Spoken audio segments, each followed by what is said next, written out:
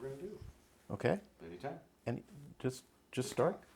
I'm Bob Wolf. I'm a judicial attorney at the Court of Appeal in Orange County, and I have the distinct pleasure to be sitting in Justice Gordon Cologne's living room in Palm Desert. We're going to be speaking about Justice Cologne's life and times as a California lawyer, a member of the legislature from 1961 until 1972, when he was appointed by Governor Ronald Reagan to the Court of Appeal, 4th Appellate District, Division 1 in San Diego, and served as an appellate justice until 1984, when he retired during the presidential term of President Ronald Reagan.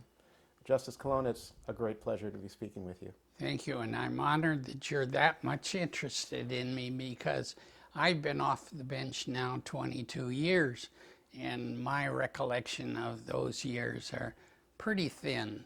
Okay, well, but I am honored. We'll be trying to fill in some of the details and whet people's appetites to discover more about the times in which you served. I wondered if we could just start by way of background, if you could talk a little bit about where you grew up. My understanding is that you actually you've lived in the Coachella Valley most of your life. So if you could just talk about your early days, your family, when you were born, what your parents did, things like that, please. My dad came to Coachella Valley here near Indio in 1907 as a farmhand, a teenager. My mother came in 1918 as a school teacher, and they married and had 3 children. The middle one was born and died in his youth. But 2 of us grew up here in Indio. We had a very normal childhood and enjoyed the desert area all through high school. And we both left. My brother went to Redlands College, and I went to USC, and that was right after the war. So you were born in 1924, August 24th. I guess you have, which means you have a birthday coming up. Yes. And when did you start? When did you go back to Los Angeles to go to USC? Right after the war. I served for a couple of years in the Navy and served all over the United States, but I never had the privilege of really getting involved in the war. So my childhood was pretty normal, and when I came back, I always wanted to be a lawyer, and I knew I was going to study law. My high school teachers all thought I should be a teacher, and of course my mother was a teacher, and she wanted me to be a teacher. But I don't know, I was impressed with Franchitone in the movies as a brilliant young lawyer, and I knew that's what I wanted to be, and nobody was going to talk me out of it. Basically, your decision to become a lawyer was inspired cinematically? Yeah, by the movies, I think. I don't know. Did you know any lawyers in real life? No, we had no lawyers in the family. I was the first one as far back as I was able to trace. And so I was covering some new ground for the family. I think my mother got reconciled to the fact that I became a lawyer. She wasn't real pleased to have a lawyer in the family, but I think before I got through, I satisfied her all right. Do you recall where you were on Pearl Harbor, when Pearl Harbor was attacked? Yes, I was at home and had just gone to church and walked to church and got home when Pearl Harbor was attacked. And So you were a high school student at the time? I was a high school student. I graduated from high school in 1942, right after Pearl Harbor, and I wasn't drafted till the following year. I was a pretty small kid. As a matter of fact, at the first examination for the draft, I weighed 104 pounds, so you can see I was pretty small. And I took the test. They rejected me. The following year, I took the test again. I must have had a heavy breakfast because I weighed 105, and they decided that the war was going so bad, they needed me, and they took me. So you served in the military for how many years? 2 years as a Navy, and then when I came out, I went back to college. Finished your I degree? had a year at Berkeley, University of California, for the first year while I was waiting for the draft to catch up with me. After you graduated from college, which I believe was in 1948, does that seem right? Yes, right. And then did you immediately go to law school? Or? Right. I was going to school year round because by then I'd had enough maturity. I thought I'd better get through with my education. So I went summer and winter and everything and finished my legal education at Southwestern University. And what year was that in? That was about 1951. Have you kept up with any of your classmates at Southwestern? Only George Senovich, because he went to the legislature right after me, and then he went to the Court of Appeal with an appointment by Jerry Brown right after I got my appointment.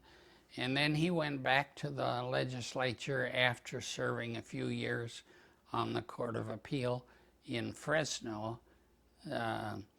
And we've kept up our friendship. He was a Democrat, I was a Republican, but we were good friends all the way through. So you graduated from law school in 19... Is that noise bothering you? The dog? It's a little bit in the background, but I think we'll be all right. I'll apologize for the dog if you let me. Go ahead. She's unhappy not to be able to be out here with us, I think. Okay, go ahead, Bob. You graduated from law school in 1951. Do you still remember when you took a California bar exam? And Yeah, I took it, and amazingly, I typed my examination. Amazingly, I passed the first time.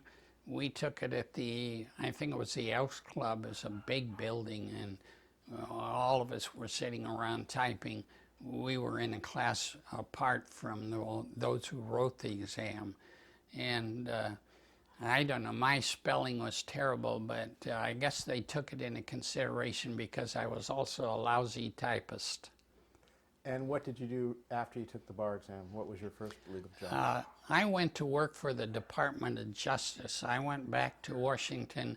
I thought I would be a hotshot corporation attorney, and I wanted to get into the antitrust division. So I got back there and got a job with the Department of Justice in the antitrust division as a trial attorney. Now, my job wasn't trying cases. I had the case originally to check it out to see if there was a violation, and I traveled all over the 7 southern states interviewing people to see if there was enough evidence there for a good case. We'd had some complaints turned into Washington, and our job was to check them out. And after about 6 months, I realized I was wasting a lot of time. I wasn't learning any law. I was forgetting what I'd learned in law school. I decided to get out of there. And the Department of Justice was cutting back on its funding anyway, so they were happy to get rid of me. But I was stationed in Jacksonville, Florida, and studied the complaints that were coming in. So this would... Background is not causing too much trouble. We have a little hound. He's not bad, but he's very good comfort in the evening. You were explaining your service at the Department of Justice during the waning stages of the Truman administration? Right. We were during the Truman administration, and I got to travel all over the South in about 1952, I guess, right after I graduated from law school. And it was very interesting. Let me tell you, I saw and learned a lot about civil rights and the violations that were going on in the South at that time. I was appalled because I had never experienced anything like that in California in those days. And then what made you decide to move back to California? Well, I finally decided that because I wasn't learning anything and wasn't getting ahead, my supervisor had been with the department for something like 25 years, and he was still just a supervisor for one of the districts. So I came back to California and decided to go into the practice of law. And I found a job here with another attorney in Indio and started my practice. I lasted about a year with him and then went out on my own as a sole practitioner and did all right. Of course, I had a lot of friends, and all my classmates were either clients or at their parents' death became probate cases for me. So you did a little bit of everything, or did you specialize in probate? I lasted about a year practicing criminal law, and I didn't like it at all, so I got rid of those cases, and I found enough other work to do well. And I practiced law until I was elected to the legislature. Then I got a couple of other attorneys, Frank Moore and Dick Marsh, to join me, and we practiced together. But that was the only way I could survive, because I had to be in Sacramento for the legislature and couldn't be a sole practitioner being away from home that much. Let's talk a little bit about your decision to go from private practice and run for the legislature. This was in the election of 1960, when you first ran for the assembly? No, that was in 1960, yes. 1960, when John F. Kennedy was on the presidential ballot. I don't think there was a gubernatorial election in California at the time, but what if you could just briefly explain the genesis of your, was it an open seat? It was an open seat. The senator had just died, and the assemblyman wanted to move up. Lee Backstrand wanted to move up to the Senate, so there was an open assembly seat, and I decided to run. I talked to the congressman and the senator, and they both suggested it'd be great that if I wanted to. As a practicing attorney, that was pretty nice. And so I decided to give it a try. I had been elected mayor of the city of Indio and had served a couple of years there. And I found it very interesting as mayor what I could do on the council. We got a new water system. We established a program to develop the city hall, get a new police department established, and a jail set up. So it was a great accomplishment. The JCs had me elected Man of the Year that year for my accomplishments as mayor, which I thought was very nice. And I got embroiled in politics, and you know, once you get it in your blood, it's kind of hard to get rid of. Did you have any primary opposition? Yes, but it wasn't much. My primary opposition was a grammar school second grade teacher. So you can see, as an attorney, I had a running start there. Now my opponent in the general that first time was an attorney from Riverside, which was the county seat. And that was a formidable opponent, but I was able to beat him. The kind of interesting thing was right after I was elected to a seat that paid $500 a month, Governor Brown appointed him to the municipal court in Corona, California, which paid $14,000 a year. And I always wondered who won that election. You know, he made so much more money than I did. The legislature was part-time? Part-time, right. And So- I was able to practice a little law on the side. How did you work the logistics of being in Sacramento and in India? Did your family stay? Well, let's before we get into your political career, let's just talk a little bit about your family. If you could just talk about when you got married, about your children. I got married right after I came to Indio. I married a school teacher and had two children, a boy and a girl, both attorneys now. They got infested with that legal bug too. But I had to commute between Indio, this area, and Sacramento, which was a long ride in those days. I drove up there. The legislature paid for one round trip each session. By plane or by train? By train, and I had to pay for the airfare back and forth and then driving a car to Los Angeles to catch the plane. And it was a hard grind. I commuted every week. I'd go up on Monday morning early. I got up at 4 a.m.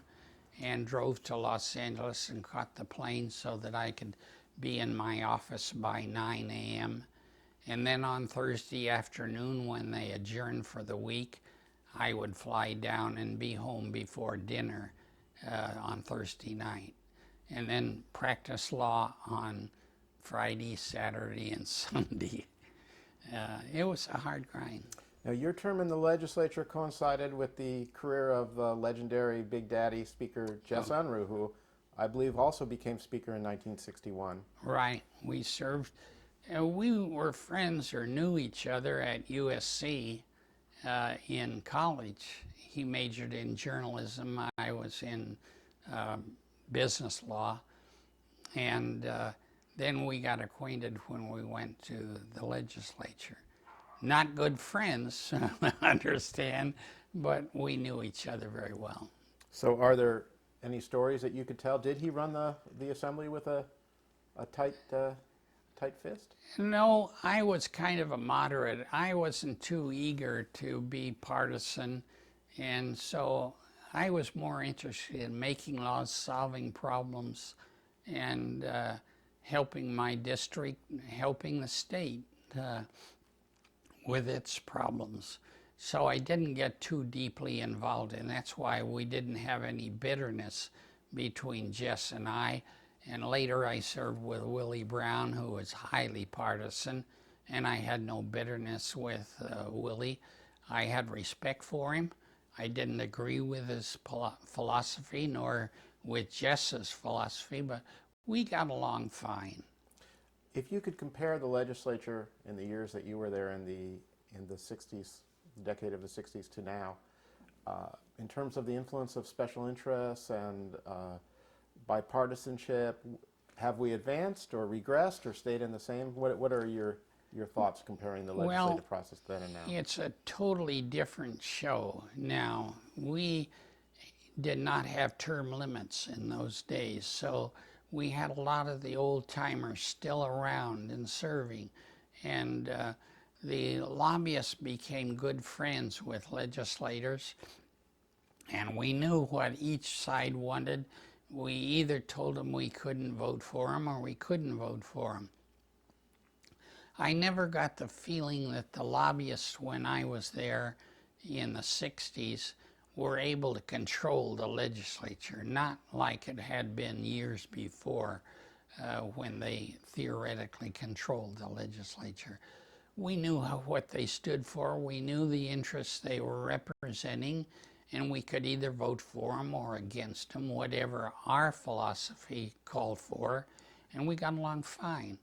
But today, I don't know how it works. I know they have term limits imposed on the legislators. They make a lot more money than we made. We were dependent on gifts. The legislators gave us money. I had one or maybe two fundraisers. I was not keen on that. We only had cocktail parties as fundraisers, not big dinners or things like that. I never went on any trips at legislators' expense. I think I made one junket trip, but it was paid for by the legislature when we were studying how the medical schools work out in Mexico as opposed to the medical schools in the U.S. And I thought it was a very interesting trip. The legislature paid for that, and I don't think that any lobbyist was very much interested, except maybe the liquor industry might have had an interest in it because we did have one party down there that was put on by the tequila people which they did not have a lobbyist in Sacramento, but they were interested in making friends of the legislature. Okay.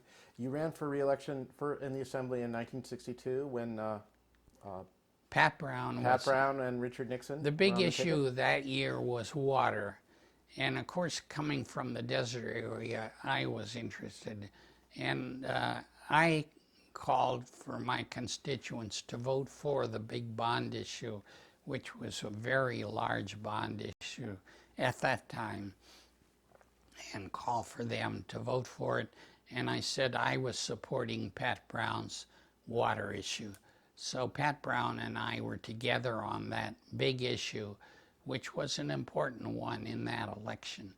But I did not agree with Pat Brown on many of his other issues, particularly his spending issues. Were you surprised when Richard Nixon lost his bid for No, because not really. He was picking it up as a second best. He had already lost the presidential bid. And that didn't set too well with the California legislator, or public, I should say. But I was kind of hoping he'd win, and I worked with him to acquaint him with the issues. And that, as far as I didn't try to help him win any popular vote, that wasn't my interest at all. But I did help him with a lot of the issues that were pending before the legislature. In 1964, you moved over to the California State Senate. Yeah. What was the genesis of that decision? Well, just before the primary, our senator died of a heart attack.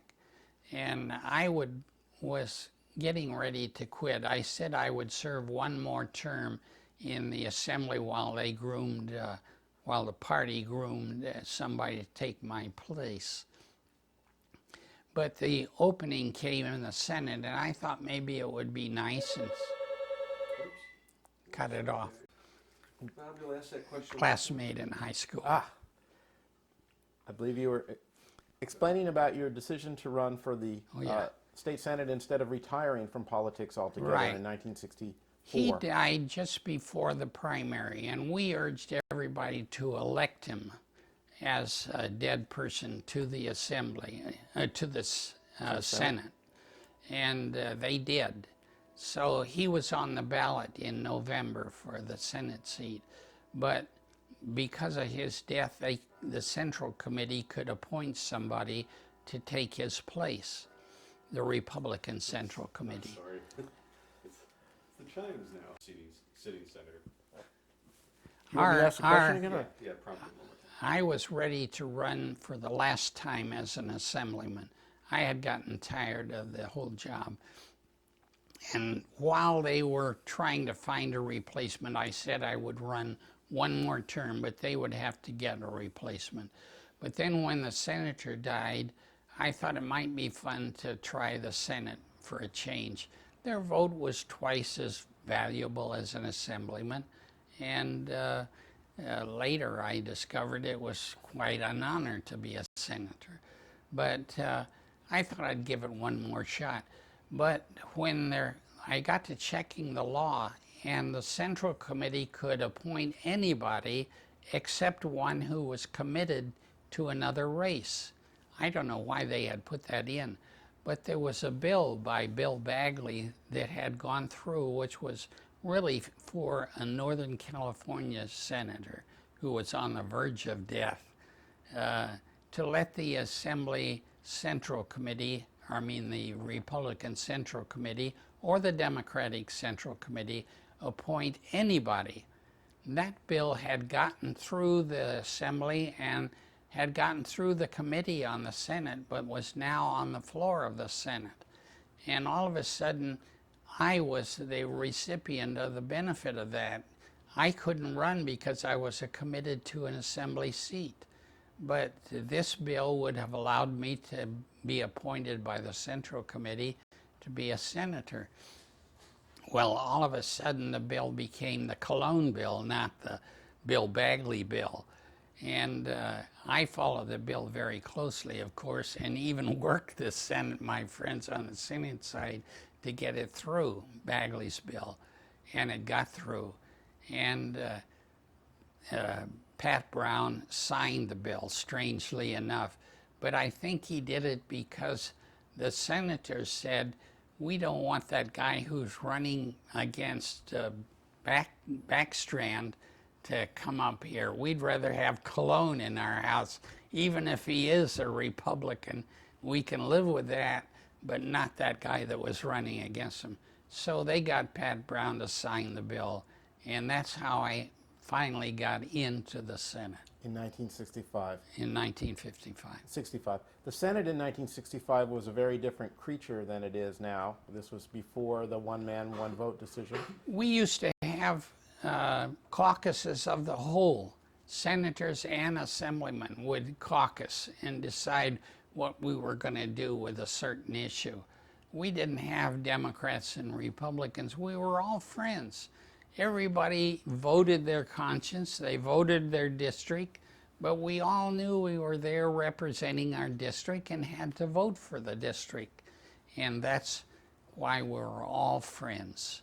And it was a different house than today, where it's highly partisan. It's much more collegial. If you could, in 1966, the U.S. Supreme Court issued its opinion, in 1965 in Reynolds versus Sims, which said that the state legislatures had to be apportioned on a one-person, one-vote basis. Before that time, I believe a county couldn't have more than one senator. I imagine that introduced a sea change into the way that the Senate operated when you had if you could just talk about the impact of the reapportionment decision on that legislative body? Certainly. Los Angeles, for example, with its millions and millions of population, only had one senator. Tom Reese was a senator from Los Angeles, but we always helped him. All of us would take one of his bills. He would introduce a great number of bills to take care of issues for LA. And we would all help him get his bills through if they were good bills. And if we couldn't support it, we'd tell him he'd get somebody else to help him. And we got most of his legislation that was good passed. But it was because we were all friends and all tried to help each other and made it work. Now they've got so many different legislators. I don't know how they get anything done, real honestly, with 30 different legislators, which all of them cannot agree on what's good for LA. So they must have an issue between themselves for LA County. You were reelected in 1966, and at that time, California got a new governor, Ronald Reagan. If you could just talk a little bit about the impact that, so you finally had a governor of your own party, Right. and what changes that made in terms of what you could do. Was the Senate always in Democratic hands, or did the Republicans Up take until over? that time, there were mostly Democrats, although Goodnight had been a Republican governor. And he got a little bit of a problem with his U.S. senator over their individual fights. But up until then, I had always known a Democratic governor, Pat Brown. But I got along with Ronald Reagan very well. He was a remarkable man, and I enjoyed working with him.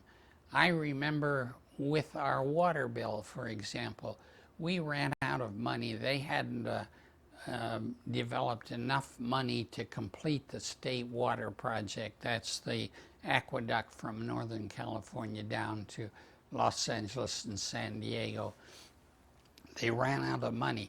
Well, they had run out of money before, but Pat Brown figured out a way that they could use some Central Valley bond issues, some old ones that hadn't been used. They used some of those, but they ran out of those. We needed more money. And I went to Reagan and said, they are going to eliminate the east branch of the aqueduct.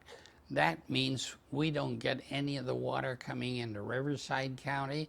San Diego County isn't going to have its extension of the aqueduct. We've got to get some more money. And he said, Gordon, I don't understand what you're talking about. We always said we were going to complete that project as it was proposed and on time. And I turned to Bill Gianelli and I said, the ball is in your court. Tell him why you decided to eliminate the East Branch of the aqueduct. And Gianelli said, well, Governor, we've run out of money. Gianelli was the director of the engineer in charge of the whole water project for California. And I had brought in with me to the conference on that day the Department of Finance, fellow by name of Smith, and also Gianelli and my Republican counterpart in the Assembly. And they said, well, we'd have to take some of the tidal and oil money. And he said, well, why don't we do that if that's all you have to do? And he says, well, we had promised to give all of that to the University of California. And Reagan said, well, is that the school where all those students are demonstrating against us? And they said, yes. And he says, well, I think we could handle that then. So we I carried the bill to take $64 million out of the university's tidal and oil money and put it into completion of the state water project. The university gets $1 million a day for their operation from the state legislature. This is in addition to all the money they get from gifts and so forth. $1 million a day. They could do without $64 million a year to complete the state water project, so it was no real hardship. And we had a little bit of trouble getting that bill through, but we finally got it through, and of course the governor signed it. So the state water projects started under Pat Brown, was finished by Reagan. And one of the pieces of legislation that you're best known for is the Porter-Cologne Water Quality Act, which I believe was passed later in your legislative career. I do, and I remember that, and that was part of my whole project, was to be sure that the water we were getting through the state water project and all the water districts in the state of California had good potable water that people could drink without fear of contamination. And so we passed the Porter-Cologne Act. Carly Porter was the assemblyman. He carried the bill in the assembly side, and I was the senator, chairman of the Senate Water Committee. Incidentally, I became chairman of the Water Committee in the Senate under both Democratic as well as Republican leadership. So you can see I was not highly partisan in my operation in the Senate. And that act established the State Water Quality Control It's been Board? expanded on since then, but that was the initiation. And incidentally, the federal government the next year had their own Water Quality Act, which paralleled the one that we enacted in '69, so that now you can drink the water without fear. There is a requirement that all water districts check their water quality every year and be sure that it's good potable water. One of the other pieces of legislation that passed when you were in the legislature was legislation dividing the 4th Appellate District into divisions, a division in San Bernardino and San Diego, something that would have an impact in your life later on. Do you recall the passage of that bill? Yes, I do. I didn't have much to do with it, but I recall because I was in the 1st Division of the Appellate District at the time and knew that we had a problem because we were handling the bills from all of San Diego, Riverside, San Bernardino, and they had just divided it into 2 districts, and now they were going to have to make either more judges or make another division. And it was obvious that a division was appropriate over in Orange County as well as in Riverside or San Bernardino County. And we would handle the cases that came out of San Diego County and Imperial County. I'm sorry, Justice Cologne, maybe we should go back just a bit in the transition from the legislature to the judiciary, how that, Yeah. that came about. Okay. Okay. Let's just stay in the Legislature. just for a little bit, and then we'll talk about your decision to become an appellate justice. Are you ready? Sure. What do you consider to be some of your greatest legislative accomplishments during your service? Well, I on the did a legislature? lot of things that were not highly partisan, of which I'm very proud of. Some of the things like the filling of Lake Elsinore with water, it had dried up and we were able to fill it again with water. We purchased reclaimed water and filled it and made a viable recreational area out of it. In addition, I got the border between California and Arizona resolved. At that time, the border was only called the center of the river, and people could not get title insurance on their property on either side of the river because nobody knew where the center of the river was. The river changed every time they had a flood. It would move over toward California and send a lot of property to Arizona or vice versa. And so what we did was we got a compact. I made a trip to Arizona to get the Arizona legislature interested in this problem. And then I came back and we got California interested, and we had a fight because everybody wanted to get more property in California or vice versa in Arizona. And the Indians down there was an island in the center of Colorado River, which the Indians wanted to be unknown. They didn't want to be in Arizona because California gave them better welfare benefits. They didn't want to be in California. They'd like to take the welfare benefits, of course, but when the police came down there to make an arrest, they would always claim they were in the other state, and the state had no jurisdiction. So we were anxious to get the problem resolved. What we finally did was divide that island. There's one island in the Colorado River where the boundary line goes right straight through the center of the island, and both states get a little piece of it. But we finally got it set up and surveyed at the center of the bridge going across the river. And the river now, because of the Hoover Dam, is much more stable. And so we got the boundary settled. Now you can get title insurance and own your river frontage. There's never been a war between California and Arizona either. No, they all agreed, and we finally got the compact between the two states agreed by Washington, and it's all settled now. So you were reelected in 1970 to the California State Senate, but in the middle of your term in 1972, you were appointed by Governor Ronald Reagan to the 4th District Court of Appeal Division 1 in San Diego. He asked me to stay in the legislature until reapportionment was resolved. And I stayed in there, and we could never get it resolved. The Assembly kept fighting. The Senate got its boundaries okayed, but the Assembly could never agree on what the district boundaries should be for each Assembly district. So Reagan told me to stay in till we got this resolved. Finally, it wasn't resolved. It went to the courts. The courts were going to take it over. And then Reagan said, well, now you can go to the bench if you want. Well, there were 2 seats available, one in Indio on the Superior Court and one in the Court of Appeal in San Diego.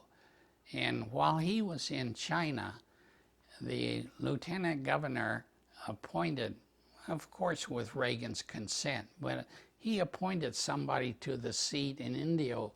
And I have to believe that was because the appointment secretary said, I'm not going to let Reagan appoint a legislator to the courts because it'll be highly partisan. And he says, you'll get that appointment over my dead body. And I said, well, it's okay. I don't like to see you die, but if it's the only way I'll get it, I'll get it. Anyway, Reagan came back from China and discovered that that appointment had already been made to the Indio court. We both thought that's where I was going.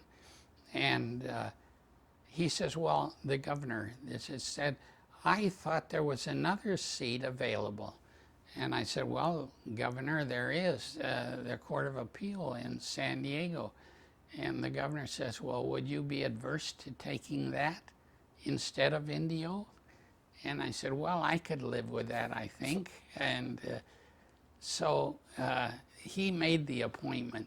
But the funny thing about it was my certificate of appointment is not by Ronald Reagan. It's by Ed Reinecke, who was lieutenant governor. And that appointment secretary had his way. I did not get my appointment technically by Ronald Reagan. I got it by Ed Reinecke, but I know who had the last word. What made you decide to want to become a judge rather than going back to private practice? I was never interested in private practice and the amount of work that was involved in that. I know you could make more money, but I wasn't real interested in making money as I was interested in doing something worthwhile. So I thought I would rather be a judge. Now, this was a whole new concept to me, and I did take a cut in salary. I was making more money practicing law part-time and being a senator part-time, but I took the cut in salary and became an appellate judge, and I enjoyed very much that work. It's somewhat unusual, a direct appointment to the Court of Appeal without being a trial judge and having been in the legislature. I think it is unusual, and I wouldn't recommend it for every judge, but I think that every court might do well to have somebody who had both experience, because I was able to tell them some of the things that go into making up the laws of our state that they had no feeling for. They were all interested in the parties and their issues, but some of the laws, there was a lot that went into them. And one of the things I was interested in, I kind of had fun.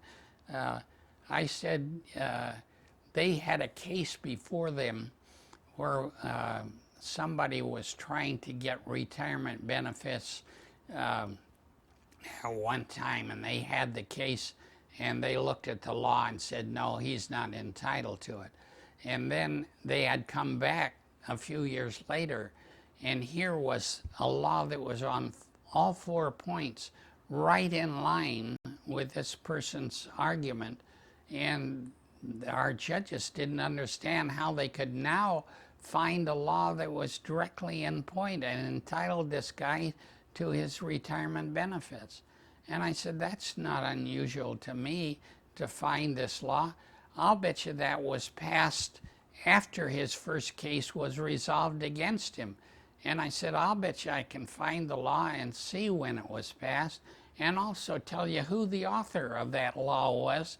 And I probably could tell you how much he paid as a campaign contribution for getting it passed. And so I went to the statute books, found the statute, found the year, and sure enough, it was between the time of the first opinion and the second opinion. And the author of that bill was just who I expected it to be. I didn't guess the amount of the campaign contribution because I didn't look it up. But that senator did go to jail later on for his activities in the legislature.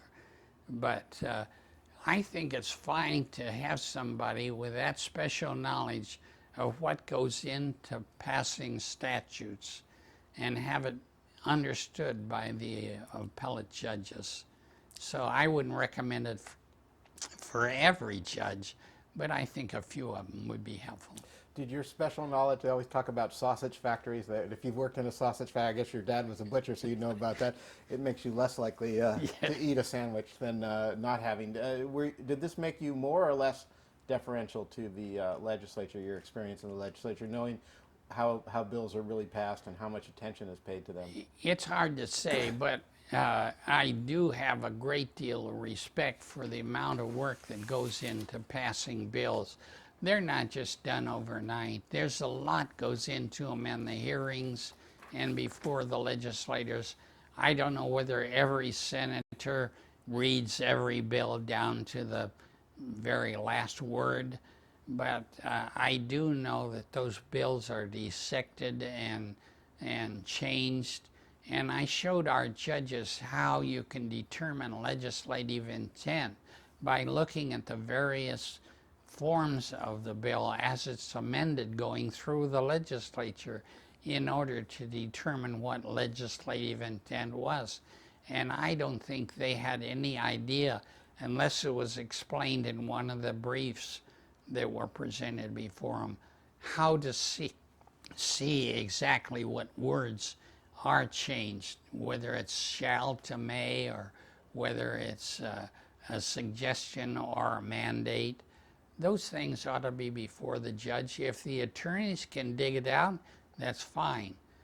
I have done a lot of work. When I went to the bench, I taught a class at the University of San Diego Law School, part-time at night, and explained legislative intent. And I used to tell my students, you know, if you're having trouble with the law, it's a lot easier to go to the legislature and get the law changed than to bring it to the Court of Appeal and ask us to imply what the law is or try to get legislative meaning that you want out of it. When you were on the court, do you ever have occasion to review legislation that you were involved in drafting? Oh, no, no, I wouldn't do that. But I did seek, when I went up there, to get one of the bills on water. I thought that that would be fun. And I did get one bill that involved the state trust for development of Thailand water, involved the city of Coronado Bay, the city of Coronado. And I expounded on what the trust implies. And the Supreme Court affirmed the case but depublished it. So it wiped out all the value of my opinion. But it was fun in working on, they said I did the right thing but had the wrong expounding of my opinion.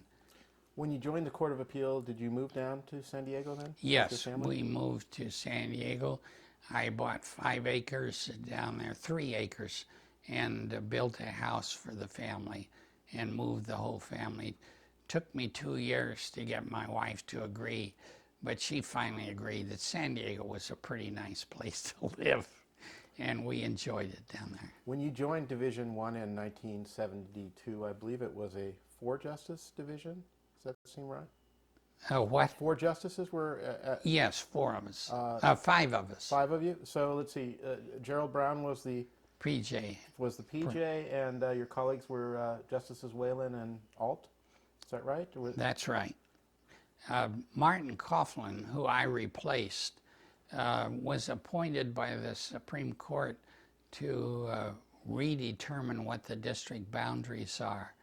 And Martin came to me. He was a very nice guy, and I enjoyed meeting him. I was almost sorry to see him leave the court that I could get replacement for, but I did take it.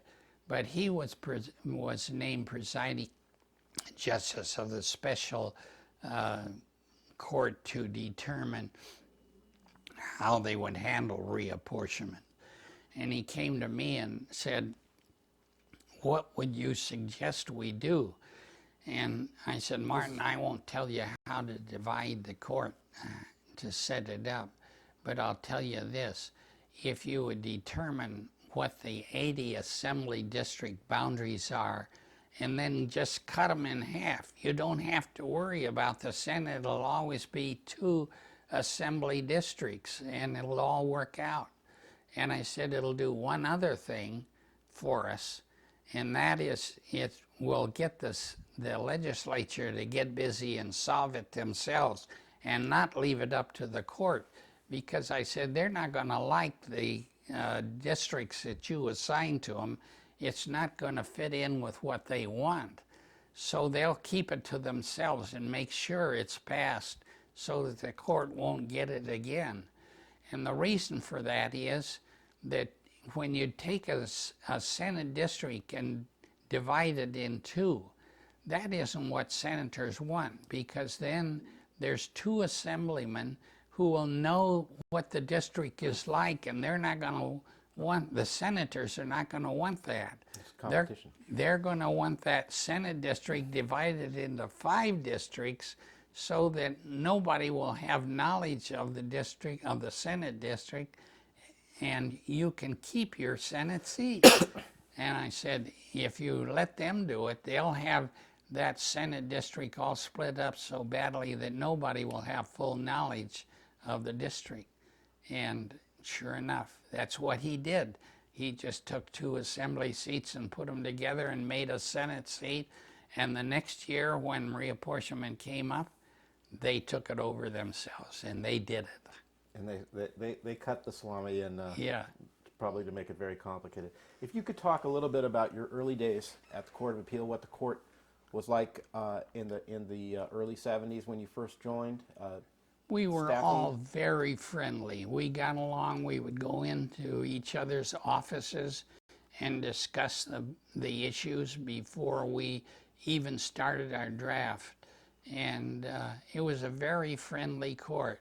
I had one Justice Staniforth that I couldn't convince in a million years to change his ideas on the issue as it was presented.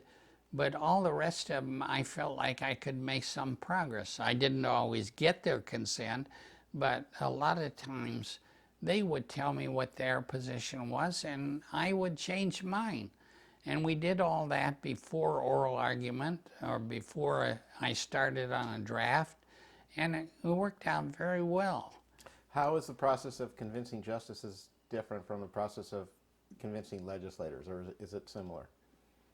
Well, Of achieving it's somewhat consensus? similar. It's you still have, we used to say every legislator has his own biases.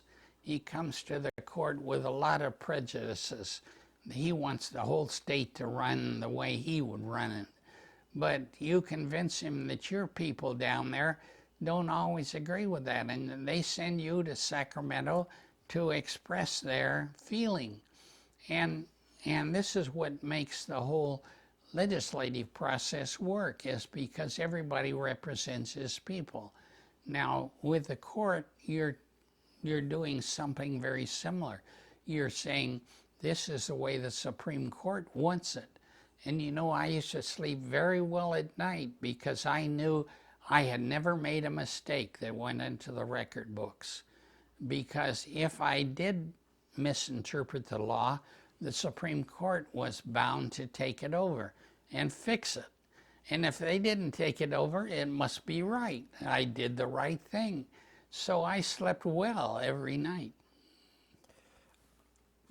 One of your early opinions, I don't know if you recall this, was a case called, I think it was your first published opinion when I was looking through your body of work, Pilcher versus New York Life Insurance Company, which you wrote in May of 1972, shortly after you joined the court. Do you recall that case? Absolutely not. It involved a person who died of a heroin overdose. Oh, I remember that one. And the issue in the case was whether or not that was an accidental death for purposes of his accidental Right. death I benefits. remember the issue, but not the name.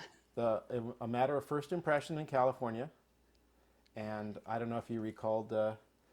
Well, I'll bet you it changed a lot of insurance policies, I'll say that. Yes, it did, because you ruled that it was insurable. It was an accidental death and didn't go for the easy shot. The insurance company wanted, as a matter of public policy, to discourage heroin use by saying that it was uninsurable. And the opinion talked about the impact on the beneficiaries, and it was up to the insurance company to to rewrite the policy. That was a very unusual fax machine, and I Okay. don't have an answer. Okay. Should we just go back over that? Maybe you could just. Okay. Okay. Just give me the name this time, and Oh, I'll sure. tell you I don't remember it. I don't remember the names of the cases that I I wouldn't tried, expect you to. but I do remember that general case because it was a case of a young man who went into the restroom of a service station to get a shot of heroin, or I forget the drug, but in there he overdosed and died. And his widow was suing for benefits under an insurance policy which provided for accidental death.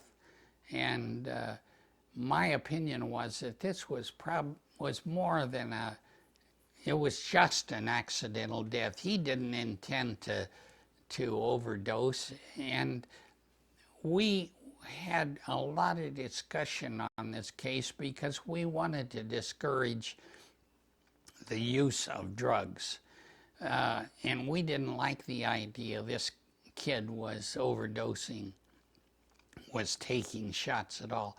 But if you're going to overdose, it has to be accidental, really, because you don't intend to kill yourself when you take a shot of heroin.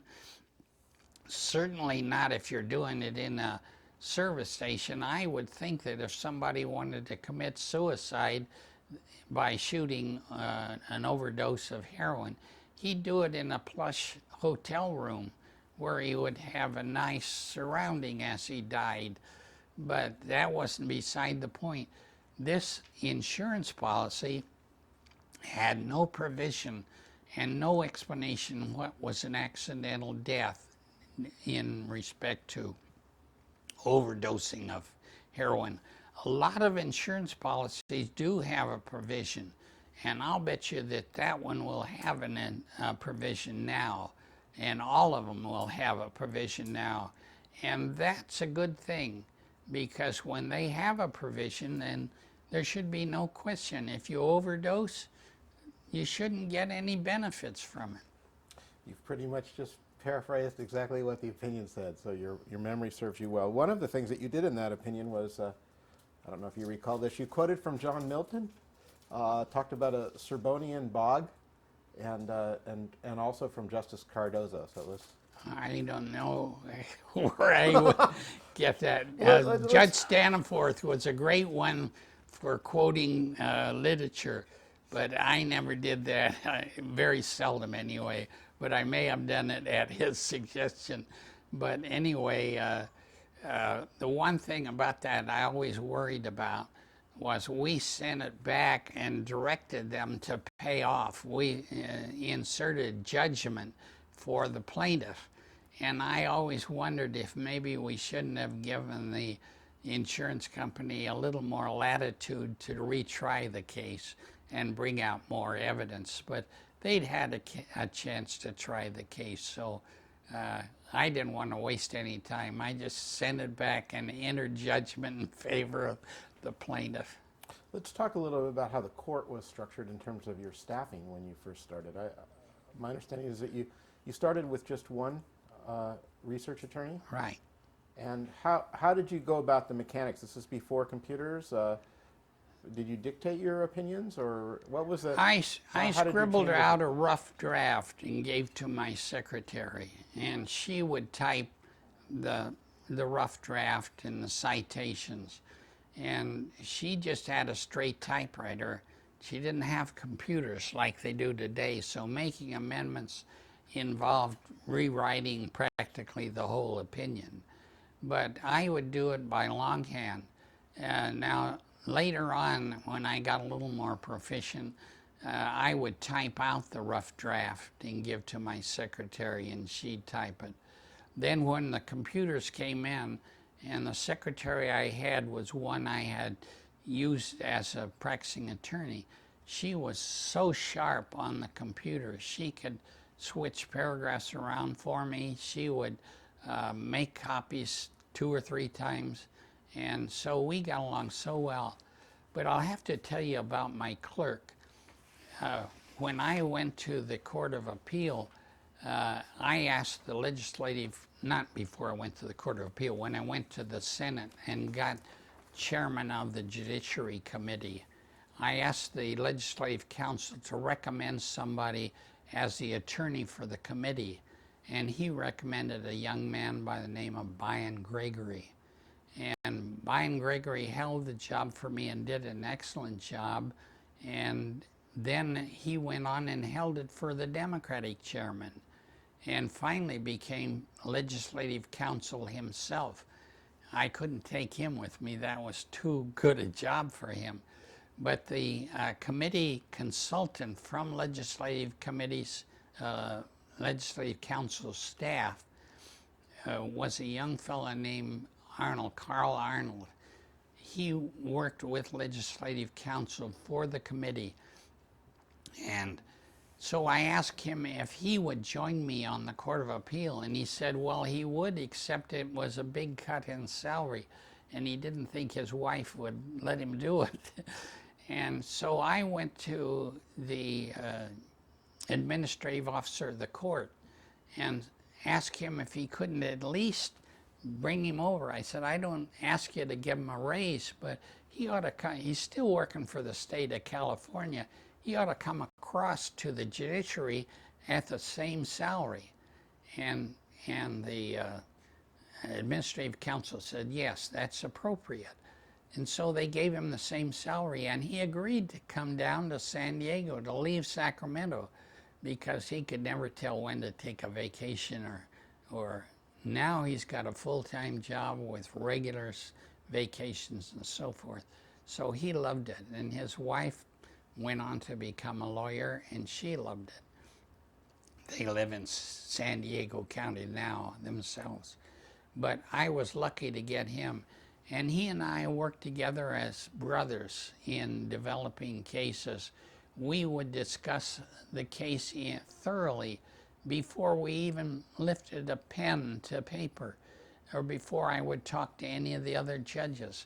And we would usually have the issues narrowed down and resolved between us long before we even started the opinion. And it was a big help to get somebody who thinks like you do, and then what he would do is he'd do a rough draft of opinion while I was doing one. Then we would switch the rough drafts and rewrite them, and I would put the last one. We had an agreement between ourselves that I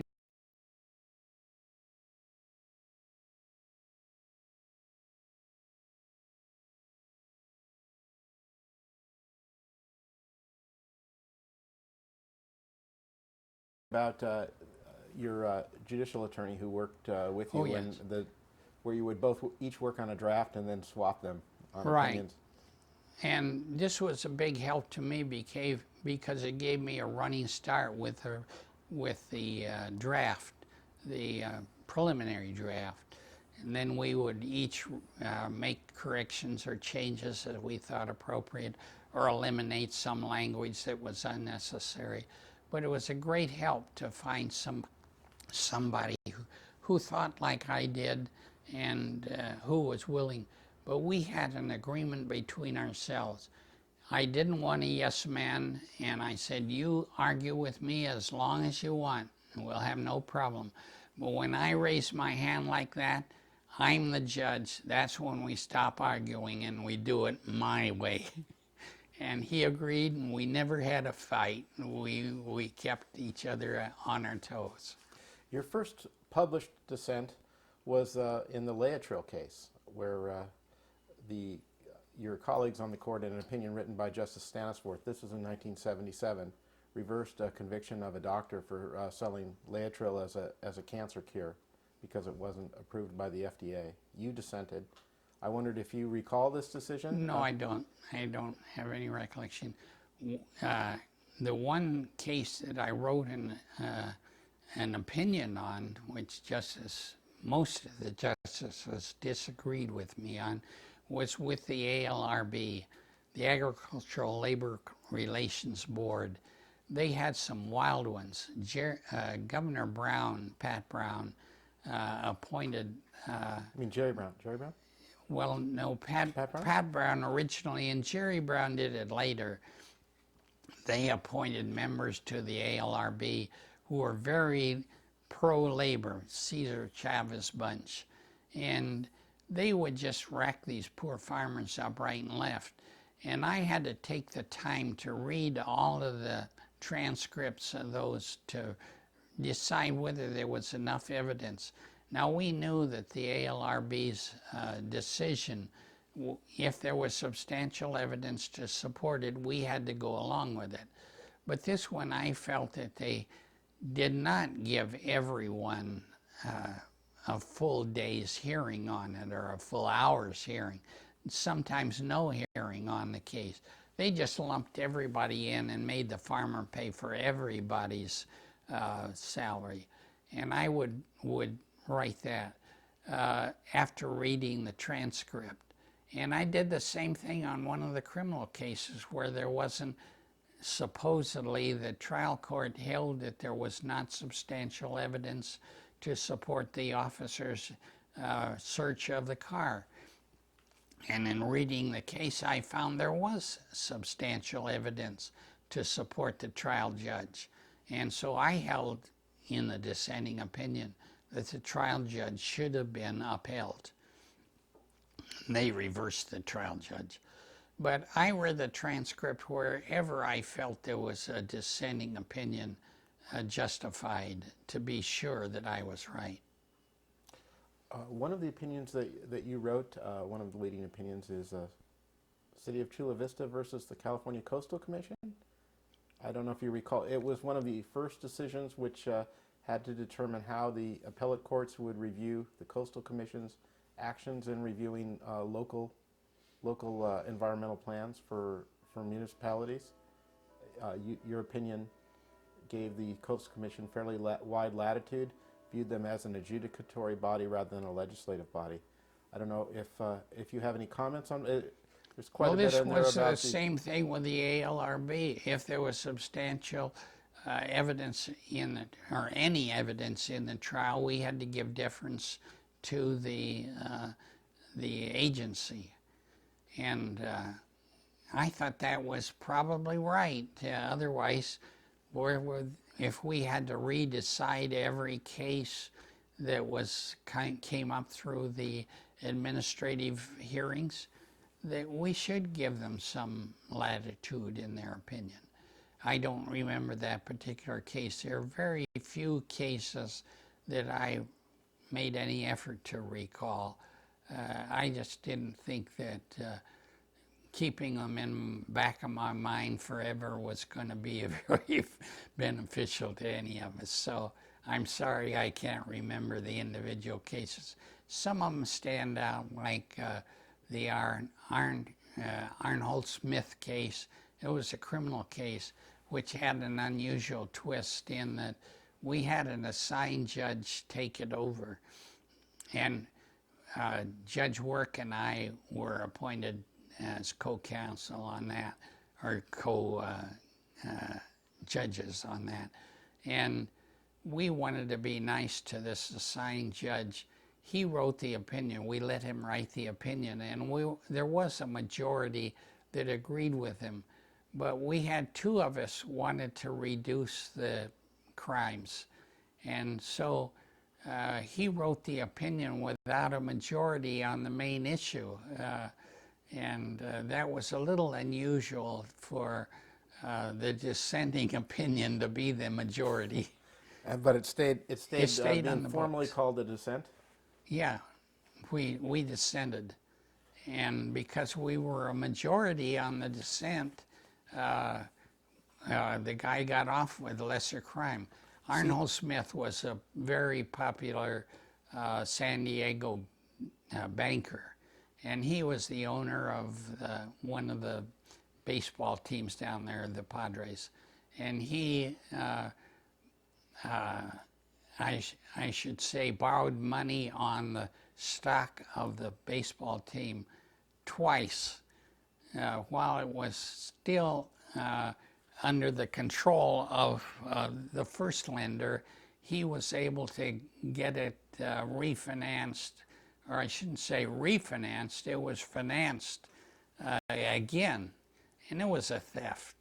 And we had reduced the tax evasion charges down because he did that under advice of counsel, and wasn't a felony, it was a theft. He got twice the value of that stock.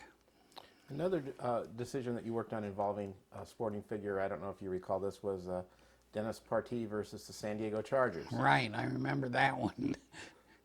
That was where you reversed well, if you could explain the situation. I think it was a state antitrust suit against professional football. Yes. For the draft rule and Roselle. We were concerned about that. They were prosecuting under the state antitrust laws, and they tried to say that the Chargers had to abide by the state laws and could ignore the rules of the federal constitution for the Professional Football League. And if we had upheld that, what we would have done is to throw the whole league into chaos, because nobody would know what laws apply except the state law in which the league was chartered. So San Diego would have one set of laws, and Green Bay Packers would have another set of laws, and the New York Giants would have another set of laws. Nobody would know how could the league stay in business with so many different rules that you have to abide by. So we held that it was improper to make the Chargers abide by state laws rather than the league rules, which were applicable to all the league players. During your service on the Court of Appeal, the presiding justice was Gerald Brown. I wondered if you could talk a little bit about Jerry Justice Brown was the nicest guy you'd ever want to meet. Very conservative for a Democrat. I couldn't believe it. He would pay cash for everything. He'd go down and cash his check, count out half of the money, give to his wife, take the other half and put in his wallet. Never had a credit card in his life. This guy was a real conservative guy. He never had any debts. He paid cash for everything. I don't know how he was able to do that, but he did. And we used to always kid him about that. But he was the nicest man you'd ever want to know. And he did his best to keep everything on the court running smoothly. He would assign cases right down the line. The simple cases he let his staff work on, and he would give those take them himself usually, and handle them very quickly and easily. The other cases he divided equally. He told his staff to give him an idea of how complicated the case was. So we each got 8 cases a month, but we would get the same number of real complicated cases as the easy ones. Some of them were very easy. And Jerry made it a practice always to give us the same number. Everybody got a 1 or 2 complicated cases and about 5 easy cases, so that the workload was so even. And I thought that was a remarkable thing that Jerry did. One other thing that was kind of interesting in the whole thing is that Jerry Brown joined me in that ALRB case handling, and he saw the merit in these cases, and he was one that helped me get the ALRB to be more careful in their decisions. And we turned that whole ALRB cases that came out of Imperial County around because Jerry joined me in analyzing the opinion and decided not to just take them at face value. They had to have in the record the whole justification for their opinion. As new colleagues joined your court during your tenure, did the character of the Division I change over the 12 years that you served on the court? Could you, looking back? Looking back, no, I don't think so. The individual judges did change. Judge Work found that Cesar Chavez cases and ALRB cases were easier to handle than I did, for example. But individually, we were all the same. And the way it was rotated, 3 judges on a panel, it all worked out because Alt, I thought, was pretty moderate. Work was pretty moderate. I found that Staniforth was kind of difficult to deal with. He was a Pat Brown appointee. Judge Work was a Jerry Brown appointee, and he was pretty hard to deal with. But he would talk to you, and I could reason with him, and sometimes he would convince me, sometimes I would convince him on an issue, but we got along fine. You served as an appellate justice when the Supreme Court, you started. Don Wright was the Chief Justice, and then Yes. Rose Bird became Chief Justice in 1977. I believe Jerry Brown had 6 of the 7 appointments to the California Supreme Court Yeah. eventually. How did working as an appellate justice change as the complexion of the California Supreme Court changed during that decade? We found no problem with the Supreme Court at all, and I got along with them fine. They would overturn 1 or 2 cases, and I knew they were cases that might be. One case that we had, which overturned, was divorce of a military sailor when I believe the trial court, I'm a little vague on this, but I think the trial court held in favor of the sailor, but I know we held that the federal rules for the retirement benefits of a sailor apply. And Rosebird took a case over and said, no, community property laws in California give the wife 1/2 of the benefits of retirement. And the U.S. Supreme Court got that case ultimately, and they held no. The district court, the opinion we wrote, was right. The federal law applies to sailors' benefits. And the reason they do that is because they want the sailor to stay in the service for his full retirement, so they give the benefits to him.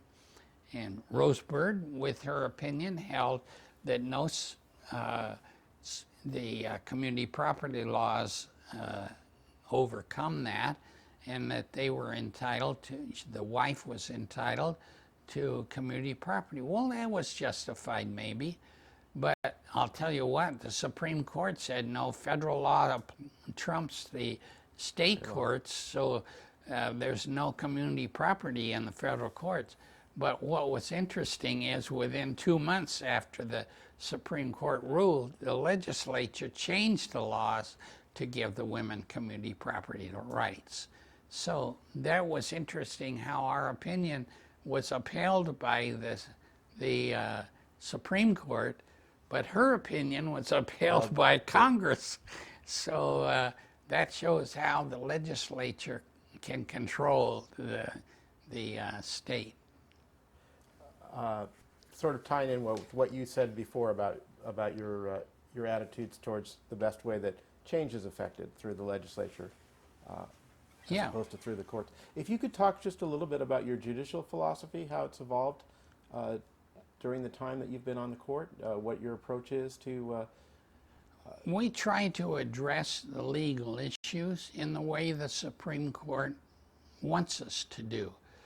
Our guidelines are only that the Supreme Court is our our governing board, and we try to abide by what the Supreme Court has ruled. If it's a law, then we feel the law should apply, and if it's judiciary issue, then a judiciary should apply. And I had no trouble with that at all. That's the job of an appellate court, is to take the law that's presented to us, not to try to rewrite the law. That was okay when I was a legislator, but not when I'm a judge. I had the privilege of serving on the Supreme Court, and I see how they work. Justice Rose Bird was a nice lady, and she brought me up to the Supreme Court on 2 occasions, and I was able to sit with the Supreme Court and help them make a decision. I had no trouble because those cases were simple cases that I sat on, but I saw how the Supreme Court worked. I was privileged to have that opportunity, but I had nothing but respect for the Supreme Court when it did take over one of our cases, or when they depublished one of my cases. I had no trouble with that, as I would hope that the Superior Court judge would have no problem with my reversing his opinion, or all we're trying to do, and we're trying to do an honest job, is to follow the law. So I had no trouble with following the law. Your decision to retire you retired in 1984? Right. And what brought that about? Well, I had some legislative time on retirement, which could be tacked on to my judicial retirement, so I got full retirement as a judge, 30 years.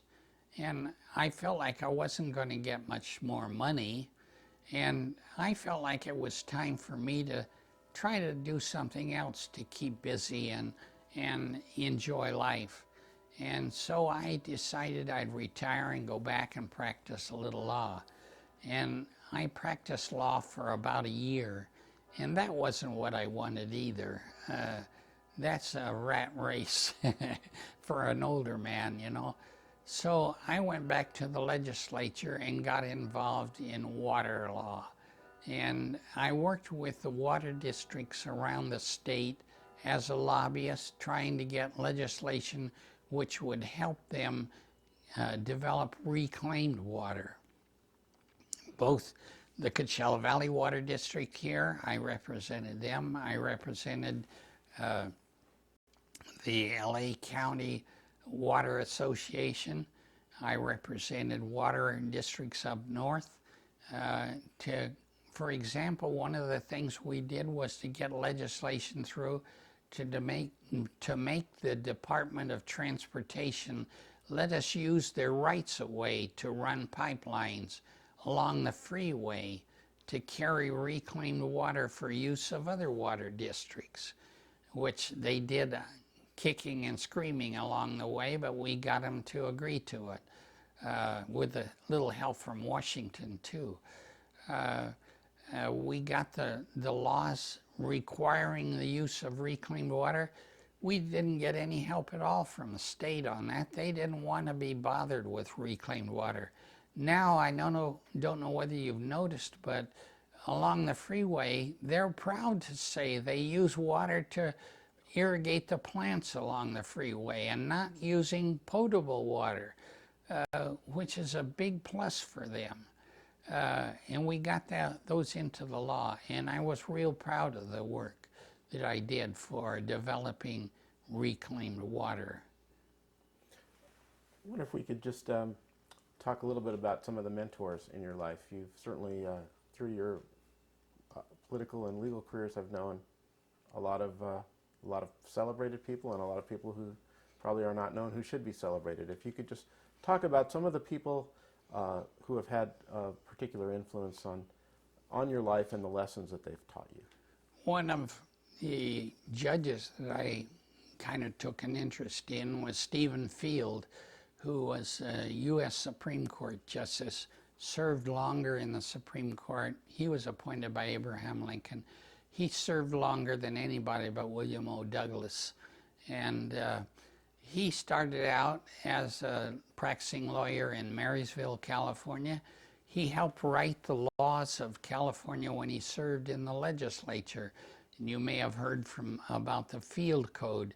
His brother wrote the Field Code for New York, and he practically adopted it for California as his starting point. And I always admired the fact that he started out as a practicing attorney, became a legislator, and then went to the Supreme Court of California, and finally the U.S. Supreme Court. I never had any ambitions to be a Supreme Court justice, and especially after hearing what the judges that are now being appointed to the Supreme Court had to go through. But I admired him for his rise from a legislator to a justice. He was one of my admirers. Reagan I had a great deal of respect for, and he taught me a lot about how to get things done. My friends in the legislature were so kind to me.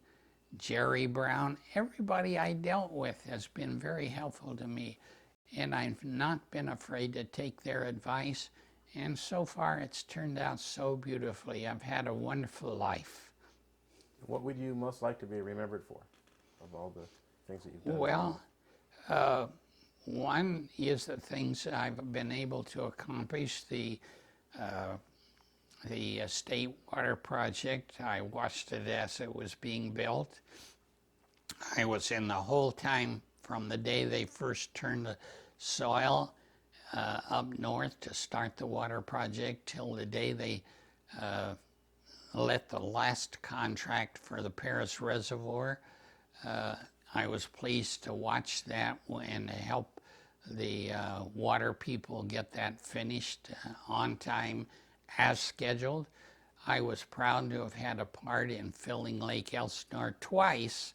Once we filled it, and then the good Lord willing, he dried it up again, and we later, when I went back to the legislature and was representing the water district in Elsinore, we got it filled again, and it's now still filled. And I got all the recreational programs along the State Water Project finished and used. Metropolitan Water District wouldn't allow any of their water to be used as recreational things for swimming and so forth. We got all of those in the program for the State Water Project. All my work in reclaiming water and seeing that they're having to use water twice now, and they're going to have to use water 3 times, I'm afraid. But all of that and watching the development of water in the state, I'm very proud of. In the Court of Appeal, I had a lot of cases that I felt very comfortable in resolving the criminal cases, trying to help people solve their civil cases. I thought that that kind of a program was very worthwhile, and I'm proud of the fact I was able to serve 12 years without getting any real problems with my opinions. Is there anything you would have done differently, looking backwards? No, I had an opportunity to go twice to Congress when there was a vacancy and I was in line as senator, and I turned them down both times because I thought I could do more in California, both in the legislature and the judiciary. And so I turned those down, and I'm not sorry, especially not after seeing how the press took out after so many congressmen. It's very easy to get caught up in these kinds of problems which they're now facing. And I was fortunate enough not to have any problems. I had a newspaper in Riverside, which wasn't particularly helpful in writing stories about what I was doing, but I never had any problem with the constituents. in San Diego when I was being considered for the U.S. Supreme Court.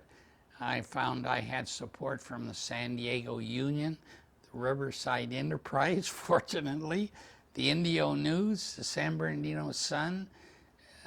They were all very helpful to me. When were you being considered for the U.S. Supreme Court? When Richardson retired from the Supreme Court, George Duke For the Mason, For the California Supreme for the Court. California Supreme Court. No, I was never considered for the U.S. Supreme Court. I would never have wanted that because I had no knowledge of constitutional law, particularly. Although I have been taking a political science course out of fun, just as a hobby, on the Supreme Court action over the years. So when Frank Richardson retired from When he retired, George Duke Mason announced he was considering Lucas or me or Buck Compton for the Supreme Court to replace him. And I, of course, knew George very well. He was my seatmate in the Senate and robed me, put a robe on me and a wig, theoretically, when I was appointed to the bench. He was a good friend, went into the assembly with me, not at the same year, but a year later, or a term later, 2 years later.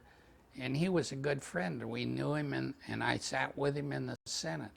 And so the papers all assumed that he would appoint me, and it was an honor to be considered, but I didn't have any expectation. He appointed Lucas as the Supreme Court nominee, and the reason for it was he was a former law partner of his, and he knew him very well. And Lucas had been on the federal bench, and he appointed him over there to take that spot. Now, you've talked about advice that you've gotten from other people, Ronald Reagan, your colleagues in the Senate, colleagues on the court. I wondered what advice you would give to others, either in the judiciary or just in general for life experiences. Well, I gave a lot of opinions to law students. As I mentioned, I taught law at the University of San Diego Law School at night while I was on the bench, and I taught legislation, and I gave a lot of advice to young law students, not to forget that a solution to a lot of their clients' problems can be found in the legislature if they will look up the law on it and maybe go before the legislature and get the law changed if it didn't help them. Advice I would give them is don't give up the legislature. Try it. It's a lot of fun if you don't take politics too serious. Take the law seriously and change it if it isn't right. Do whatever is right, but don't take money for getting it changed. I had one case where a fella, there was a grandfather clause. They wouldn't. The law went through to remove public accountants as a practice, and you either had to be a CPA or nothing. And there was a grandfather clause in there that anybody who was a public accountant could stay that way. And my friend had been overseas, and he came back and made his application, and he sent it in at the very last time that the law allowed a person to claim their grandfather rights in.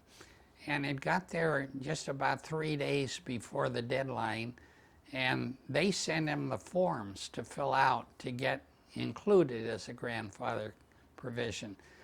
And so he got them and sent them back in, but they got there too late, the forms.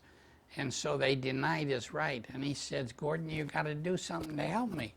So I introduced a bill to say that if you sent your request in before the deadline and you got your right forms in after the deadline, but within a month, that you were entitled to be considered for a grandfather clause if you met all the other requirements.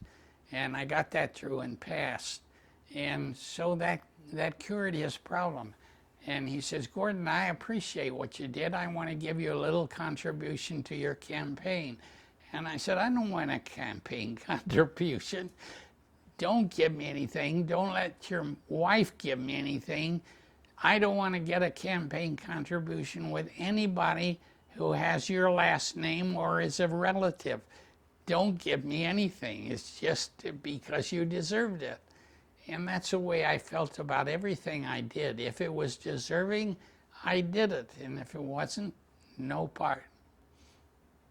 And I would give the best advice I can give is to be honest and do what's fair, whether you're a legislator or a judge. Thank you very much. Very good.